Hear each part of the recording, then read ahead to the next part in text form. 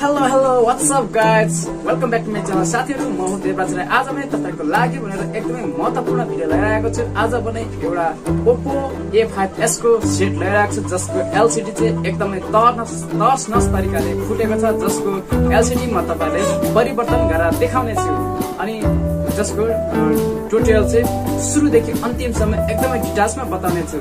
त्यो भन्दा अगाडि तपाईहरु मेरो च्यानलमा नयाँ हुनुहुन्छ भने तपाईहरुले मेरो च्यानललाई सब्स्क्राइब गर्न नभुल्नुहोला अनि यदि तपाईहरुले मेरो भिडियोलाई मन परेमा लाइक गर्न नभुल्नुहोला र यदि तपाईहरुले मेरो भिडियोमा कमी कमजोरी भएमा तपाईहरुले प्रतिक्रिया दिन सक्नुहुन्छ भन्दै अब भने हामी प्र्याक्टिकली सुरु गर्नेछौं।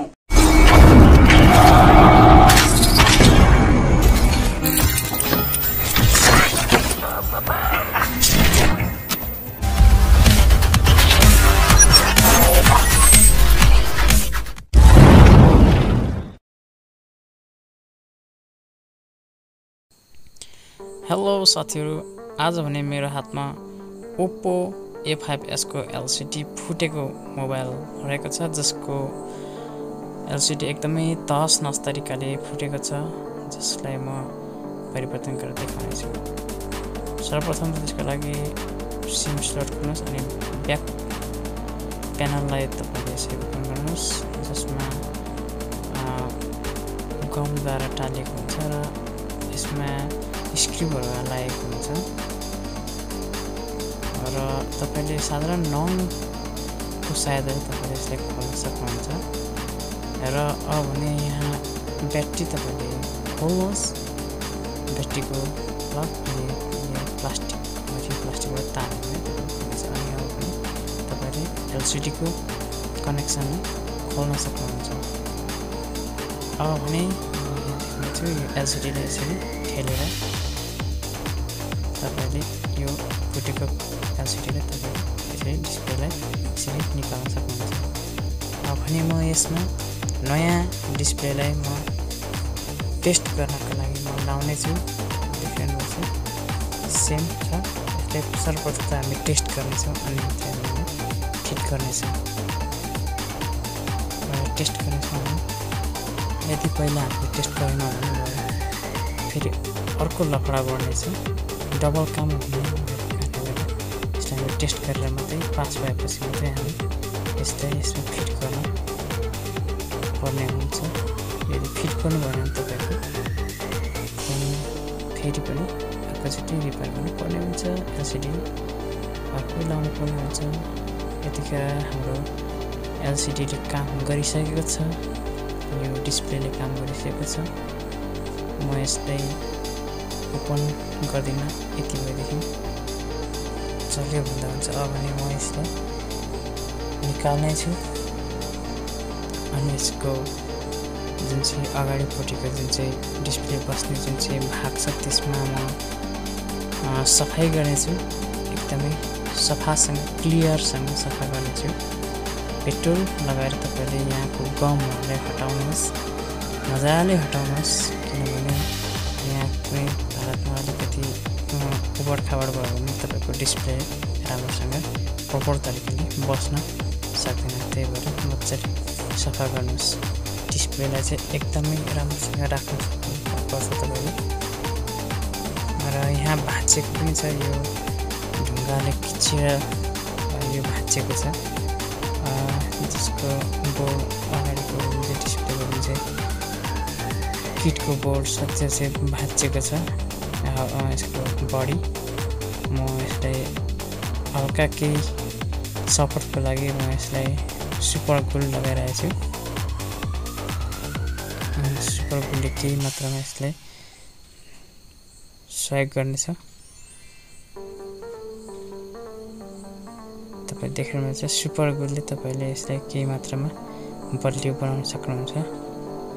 र अब भने म यसलाई फेरि पनि एकचोटि टेस्टको लागि यसलाई यसको यो LCD चाहिँ यो डिस्प्ले चाहिँ प्रपर तरिकाले बस्छ कि बस्दैन भनेर म पहिला चाहिँ यसलाई टेस्ट गर्ने छु।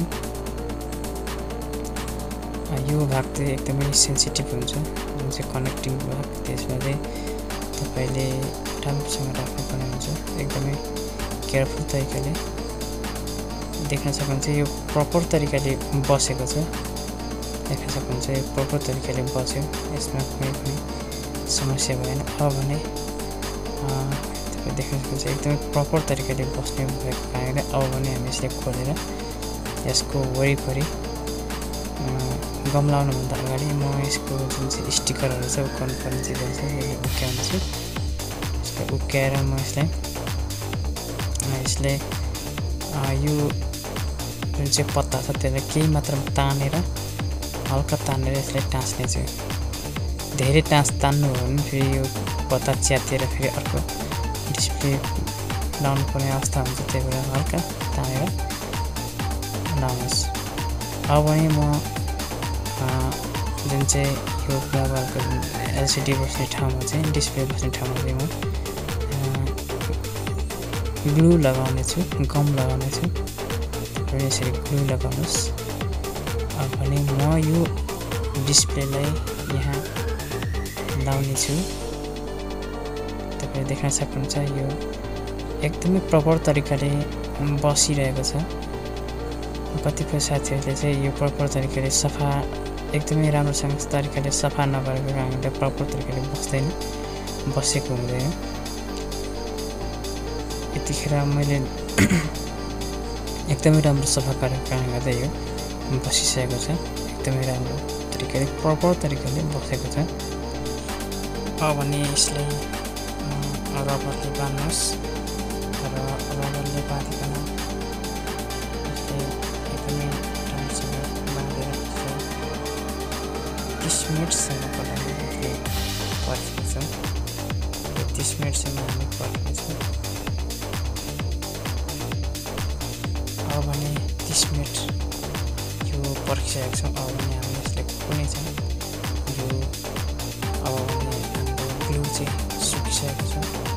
अब सम्पूर्ण ब्याट्रीहरू हामी सेट गरेर हामी फेरि एकचोटि हामी टेस्ट गर्नेछौँ।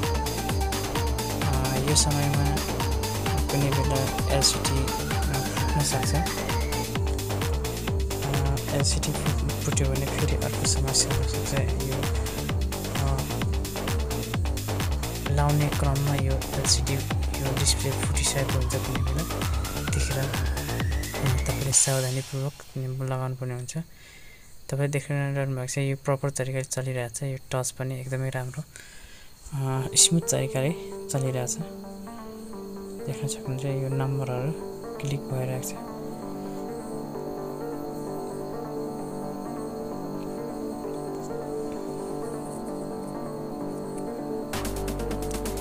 प्रपर तरिकाले चल्यो। अब भने म यसलाई फेरि यसको ब्याक कभरहरू जुन चाहिँ ब्याक कभरलाई म लगाउने छु। यसलाई केयरफुल तरिकाले लाउनु होला। धेरै अगाडि डिस्प्लेमा प्रेस गर्नु हुँदैन, तपाईँले प्रेस गर्दाखेरि फुट्ने सम्भावना हुन्छ। अब भने यसको स्क्रू लगाउने छु। यो ब्याक प्यानलमा फेरि गम लगाएको यो फिङ्गरको कनेक्सनले कनेक्ट गरेँ मैले।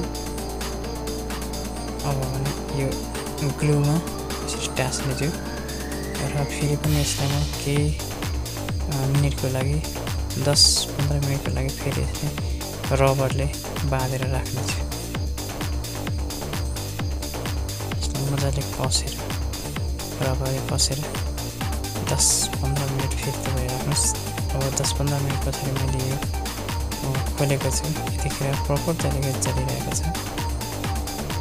धन्यवाद साथीहरू, तपाईँहरूले मेरो भिडियोलाई एकदमै मन परिकन तपाईँहरूले हेरिदिनु भयो र यो भिडियो मैले तपाईँको लागि ल्याइदिएकोमा तपाईँहरूले मेरो भिडियोलाई सेयर पनि गर्न नभुल्नुहोला साथीहरू। धन्यवाद साथीहरू, फेरि पनि